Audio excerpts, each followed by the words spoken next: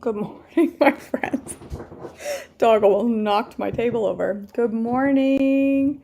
Happy whatever. Whatever. I don't even know what the day is. Yesterday was brutally long.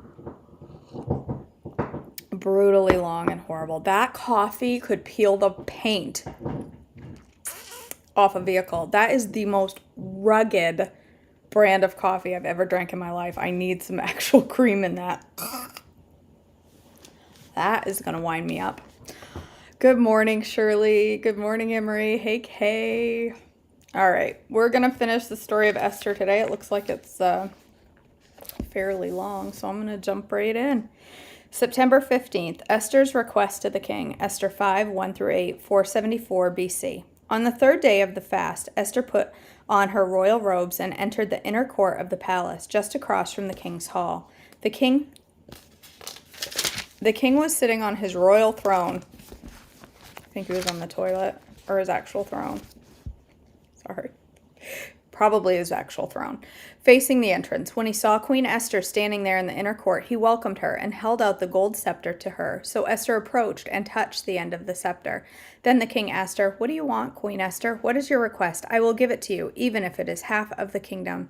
And Esther replied, "If it please the king, let the king and Haman come today to a banquet I have prepared for the king." The king turned to his attendants and said, "Tell Haman to come quickly to a banquet, as Esther has requested." So the king and Haman went to Esther's banquet. And while they were drinking wine, the king said to Esther, "Now tell me what you really want. What is your request? I will give it to you, even if it is half of the kingdom." Esther replied, "This is my deepest wish. If I have found favor with the king, and if it please the king to grant my request and do what I ask, please come with Haman tomorrow to the banquet I will prepare for you. Then I will explain what it is all about." I have the hiccups. Excuse me. Haman's plan to kill Mordecai. Esther 5, 9-14, 474 BC. Haman was a happy man as he left the banquet, but when he saw Mordecai sitting at the palace gate, not standing or trembling nervously before him, Haman became furious. However, he restrained himself and went on home. Then Haman gathered together his friends and Zeresh, his wife, and boasted to them about his great wealth and his many children. This guy sounds like a jerk. He bragged about the honors the king had given him and how he had been promoted over all the other nobles and officials. Then Haman added, "And that's not all. Queen Esther invited only me and the king himself to a banquet she prepared for us, and she has invited me to dine with her and the king again tomorrow." Then he added, "But this is all worth nothing as long as I see Mordecai the Jew sitting there at the palace gate."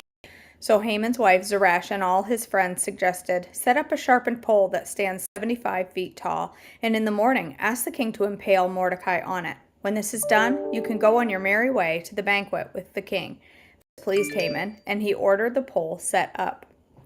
The king honors Mordecai. Esther 6, 1-14, 474 BC. That night, the king had trouble sleeping, so he ordered to bring the book of history of his reign so it could be read to him.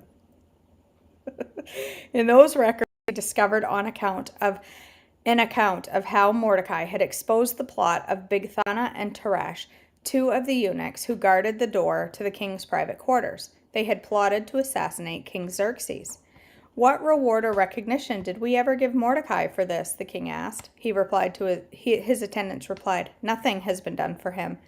"Who is that in the outer court?" the king inquired. As it happened, Haman had just arrived in the outer court of the palace to ask the king to impale Mordecai on the pole he had prepared.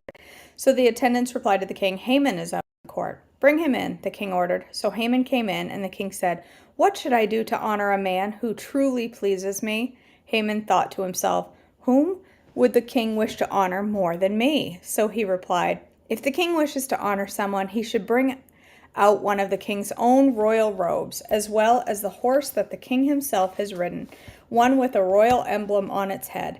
Let the robes and the horse be handed over to one of the king's most noble officials, and let him say that the man who the king wishes to honor is dressed in the king's robes and led through the city square on the king's horse. Have the officials shout as they go, 'This is what the king does for someone he wishes to honor.'" "Excellent," the king said to Haman. "Quick, take the robes and my horse and do just as you have said for Mordecai the Jew, who sits at the gate palace. Leave out nothing, as you have suggested. It's my favorite story. Can you imagine the look on Haman's face when the king said, "Okay, thank you, Haman, for that idea. Go do that to Mordecai." Can you just imagine the blood draining out of Haman's face? So Haman took the robes and put them on Mordecai, placed him on the king's own horse, and led him through the city square, shouting, "This is what the king does for someone he wishes to honor." Afterward, Mordecai returned to the palace gate, but Haman hurried home, dejected and completely humiliated. When Haman told his wife Zeresh and all his friends what had happened, his wise advisors and wife said, "Since Mordecai, the man who has humiliated you, is of Jewish birth, you will never succeed in your plans against him. It will be fatal to continue opposing him." While they were still talking, the king's eunuchs arrived and quickly took Haman to the banquet Esther had prepared. The king executes Haman. Esther 7, 1-10, 474 BC. So the king and Haman went to Queen Esther's banquet. On this second occasion, while they were drinking wine, the king again said to Esther, "Tell me what you want, Queen Esther. What is your request? I will give it to you, even if it is half the kingdom." Queen Esther replied, if I have found favor with the king, and if it pleases the king to grant my request, I ask that my life and the lives of my people will be spared. For my people and I have been sold to those who would kill, slaughter, and annihilate us. If we had been merely sold as slaves, I could remain quiet, for that would be too trivial a matter to warrant disturbing the king. "Who would do such a thing?" King Xerxes demanded. "Who would be so presumptuous as to touch you?" Esther replied, "This wicked Haman is our adversary and our enemy." Haman grew pale with fright before the king and queen. Then the king jumped to his feet in a rage and went out into the palace garden. Haman, however, stayed behind to plead for his life with Queen Esther, for he knew that the king intended to kill him. In despair, he fell on the couch where Queen Esther was reclining, just as the king returned from the palace garden. The king exclaimed, "Will he even assault the queen right here in the palace before my very eyes?" And as soon as the king spoke, his attendants covered Haman's face, signaling his doom. Then Harbona, one of the king's eunuchs, said, "Haman has set up a sharpened pole that stands 75 feet tall in his own courtyard. He intended to use it to impale Mordecai, the man who saved the kingdom from assassination." "Then impale Haman on it," the king ordered. So they impaled Haman on the pole he had set up for Mordecai, and the king's anger subsided. I just think it's like a movie. There's so much excitement in that story. I love it. I love that story. But I also cannot fathom in my wildest, horrific nightmare being impaled on a sharpened pole. Can you imagine? I mean, I can't even get poked by a needle without crying. Can you imagine? All right, a decree to help the Jews. Esther 8, 1-17, 474 BC. On that same day, King Xerxes gave the property of Haman, the enemy of the Jews, to Queen Esther. Then Mordecai was brought before the king, for Esther had told the king how they were related. The king took off his signet ring, which he had taken back from Haman, and gave it to Mordecai, and Esther appointed Mordecai to be in charge of Haman's property. Then Esther went again before the king, falling down at his feet and begging him with tears to stop the evil plot devised by Haman the Agagite against the Jews. Again, the king held out the gold scepter to Esther. She rose and stood before him. Esther said, "If it please the king, and if I have found favor with him, and if he thinks it is right, and if I am pleasing to him, let there be a decree that reverses the order of Haman, son of Hammedatha the Agagite, who ordered that the Jews throughout all the king's provinces should be destroyed. For how can I endure to see my people and my family slaughtered and destroyed?" Then King Xerxes said to Queen Esther and Mordecai the Jew, "I have given Esther the property of Haman, and he has been impaled on a pole because he tried to destroy the Jews. Now go ahead and send a message to the Jews in the king's name, telling them whatever you want, and seal it with the king's signet ring. But remember that whatever has already been written in the king's name and sealed with the signet ring can never be revoked." So on June 25th, the king's secretaries were summoned, and a decree was written exactly as Mordecai dictated. It was sent to the Jews and to the highest officials, officers, governors, and nobles of all 127 provinces stretching from India to Ethiopia. The decree was written in the scripts and languages of all the people of the empire, including that of the Jews. The decree was written in the name of King Xerxes and sealed with the king's signet ring. Mordecai sent the dispatches by swift messengers who rode fast horses, especially bred for the king's service. The king's decree gave the Jews in every city authority to unite to defend their lives. They were allowed to kill, slaughter, annihilate anyone of nationality or province who might attack them or their children and wives, and to take the property of their enemies. The day chosen for this event throughout all the provinces of King Xerxes was March 7th of the next year. A copy of this decree was to be issued as law in every province and proclaimed to all the people, so that the Jews would be ready to take revenge on their enemies on the appointed day. So, urged on by the king's command, the messengers rode out swiftly on fast horses bred for the king's service. The same decree was also proclaimed in the fortress of Susa. Then Mordecai left the king's presence, wearing a royal robe of blue and white, the great crown of gold, and an outer cloak of fine linen and purple. And the people of Susa celebrated the new decree. The Jews were filled with joy and gladness and were honored everywhere. In every province and city, wherever the king's decree arrived, the Jews rejoiced and had a great celebration and declared a public festival and holiday. And many of the people of the land became Jews themselves, for they feared what the Jews might do to them. The victory of the Jews, Esther 9, 1-19, 473 BC. So on March 7th, the two decrees of the king were put into effect. On that day, the enemies of the Jews had hoped to overpower them, but quite the opposite happened. It was the Jews who overpowered their enemies. The Jews gathered in their cities throughout all the king's provinces to attack anyone who tried to harm them. But no one could make a stand against them, for everyone was afraid of them, and all the nobles of the provinces, the highest officers, the governors, and the royal officials helped the Jews for fear of Mordecai. For Mordecai had been promoted to the king's palace, and his fame spread through all the provinces as he became more and more powerful. So the Jews went ahead on the appointed day and struck down their enemies with the sword. They killed and annihilated their enemies and did as they pleased with those who hated them. In the fortress of Susa itself, the Jews killed 500 men. They also killed Parshandatha,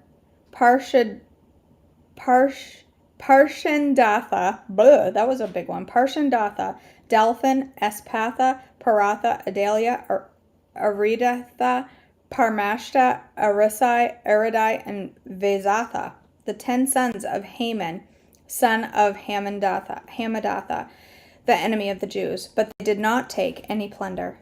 That very day, when the king was informed of the number of people killed in the fortress of Susa, he called for Queen Esther. He said, "The Jews have killed 500 men in the fortress of Susa alone, as well as Haman's 10 sons. If they have done that here, what has happened in the rest of the provinces? But now, what more do you want? It will be granted to you. Tell me, and I will do it." Esther responded, "If it please the king, give the Jews in Susa permission to do it again tomorrow, as they have done today, and let the bodies of Haman's 10 sons be impaled on a pole." So the king agreed, and the decree was announced in Susa, and they impaled the bodies of Haman's 10 sons. Then the Jews at Susa gathered together on March 8th and killed 300 more men, and again they took no plunder. Meanwhile, the other Jews throughout the king's provinces had gathered together to defend their lives. They gained relief from all their enemies, killing 75,000 of those who hated them.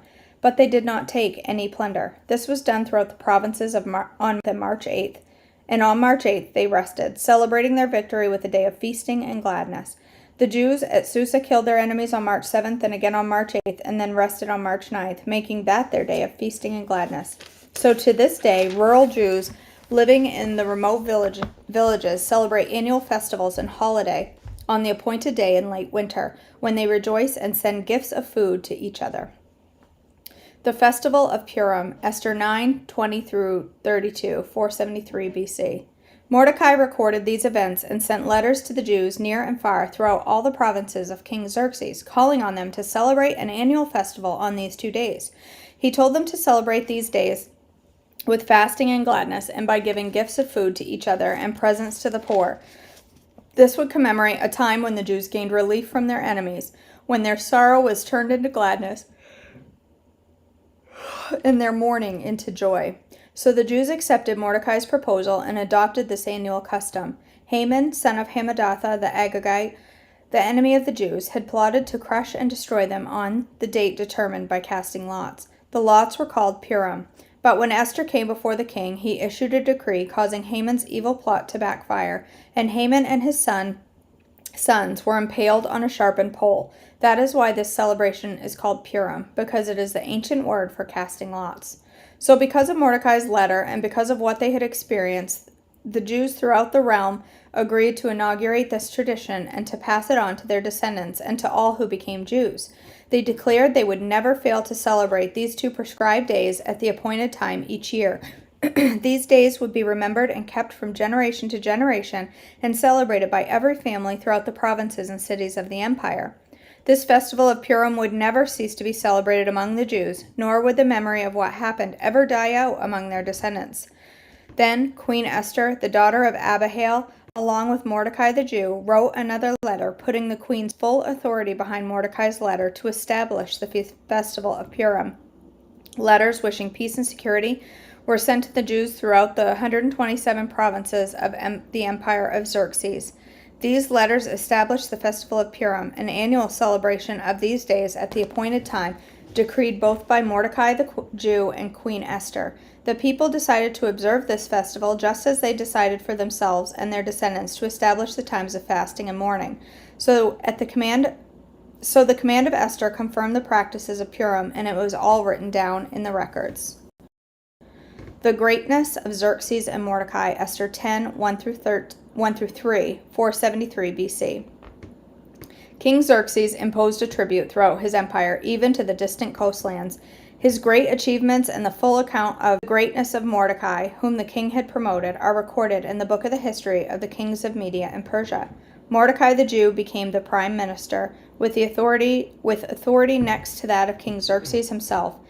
He was very great among the Jews, who held him in high esteem, because he continued to work for the good of his people and to speak up for the welfare of all of their descendants. So good. Yes, happy birthday, Faith. Have you seen the movie One Night with the King? I didn't know that was about Esther. I've heard of it, Faith, but I didn't. Now I gotta watch it. I didn't know that was about Esther. Is it biblical? Like, actually follows the accurate story of Esther? Like, had no idea that was about Esther. I just thought it was about a woman who was with the king. I thought it was naughty. I didn't know. Thought it was a naughty movie. All right. I really did, because I'm kind of dingy that way. All right. I'm going to, before we go through and start reading the book. I can't stop speaking in weird accents now. Stop reading the book. I'm going to read through from the guide, again, the study guide, things to look for and pray for during our reading. Here are some things I want to encourage you to look for during this session. Look for beliefs or thoughts that sound right but don't sound like God, especially as it pertains to body image. Like I used as an example yesterday, I look in the mirror and say, I've got a big butt. It looks right. What I'm saying feels right. But does it sound like God? No, it doesn't sound like godly talk about my body. Look for moments where you see the kingdom coming. Be on the lookout for other women who are after liberty, which we're all right here. They are out there, and they'll be encouraged to know you are as well. And then to pray for courage to confess and process with your Father. Pray the Lord's Prayer from Matthew 6 and see where it leads you. Pray for a shift in our culture to be more kingdom-minded as a whole. Okay. We are on page 8, the section titled, The Locked Closet in the House of Your Soul. If you grew up going to Christian events in the 90s, you heard this kind of crazy metaphor. Your soul is like a house with lots of rooms and doors. Jesus wants to come in and clean up every room. I absolutely heard that. I remember hearing it at a conference in Cincinnati in the 90s. That's hilarious. If you were at a ski retreat or a youth beach trip or a revival night, the male speaker with the microphone and the airbrushed t-shirt would begin describing the one room you always tried to keep locked and hidden from God. Maybe you kept a padlock on the door, or maybe you'd even forgotten that it existed, but God wanted to come in with grace and tidy that space up. This illustration usually led to lots of tears and confessions. Nobody wanted to be hiding skeletons from Jesus. And yet, thinking back on it now, religious studies brain, see how the analogy falls short. I think we produced a lot of teen Christians in the 90s who perceived the best thing they could give God was a tidy house and heart. But Jesus isn't a soft and passive housekeeper, and his grace is wild and messy. I don't think his absolute best for us is an Americanized picture of everything in its place. C.S. Lewis said it better than the youth leader with the airbrushed t-shirt. Imagine yourself as a living house. God comes in to rebuild that house. At first, perhaps you understand what he is doing. He is getting the drains right and stopping the leaks in the roof and so on. You knew that those jobs needed doing, and so you were not surprised. But presently, he starts knocking the house about in a way that hurts abdominally and does not make any sense. What on earth is he up to? The explanation is that he is building quite a different house from the one you thought of, throwing out a new wing here, putting on an extra floor there, running up towers, making courtyards. You thought you were being made into a decent little cottage, but he is building a palace. He intends to come and live in it himself. I often think he wants to knock our houses to the ground and build something new and beautiful. I've seen him set fire to the house I've built with my own hands, in mercy, so I start something fresh. Sometimes I think living with God is more like carrying a tent on my back and living off the land of his love than living in a house. Sometimes I don't think of myself and God in a house at all, but more like two soldiers running through the forest, him taking bullets for me and yelling back when I need to duck or turn. When I worship, I picture myself and Jesus on horses together, moving forward in victory and fighting the enemies of defeat and fear and despair. I don't love the house analogy, but maybe I would if we reframed it. If your heart was a house, if your life was a house, and the Spirit of God could enter any and every room and bring light, hope, healing, kingdom-minded wisdom, which room would your body be in? Let's imagine that finances are a room. Our family is a room. Our romantic lives are a room. Our entertainment is a room, the one with the TV, obviously. Maybe adventure and fun is a room. Rest is a room. I'd pick the back porch. And learning or the way you engage your mind is a room. A library, of course. One thing I like about this analogy is that it gives us a moment to evaluate the different areas of our lives and the impact of the gospel on them. Our lives are so much more comprehensive, complex, and integrated that my brain can't always process all the things at once. So I appreciate being able to go from room to room and ask, what impact does God have on this room? What has he done here? Is he allowed? Does this space honor him? That's pretty darn good. I think this is going to be a good book. That's a great way to think of it. A bunch of rooms. So maybe today, you take a moment. If you have the study guide, I think I will. In this take note section on page 7 or on a piece of paper, if you've got a notebook that you can use, write down what rooms you have in your house. And like she said, entertainment, rest. What are the rooms of your house? I think that's a good idea. I think I'll do that today. Okay, my dear friends, I love you all. Thanks for joining me. I am going to make breakfast this morning. What time is it? 7:34. I'm going to make a shake. Don't know what kind. I'll figure it out between now and then. No idea. Probably banana something. All right, you guys. I love you all. Have a wonderful day today. Stay on plan. It's Thursday. I'll see you for breakfast, hopefully. And if not, I'll see you back tomorrow for more devotions. I love you guys.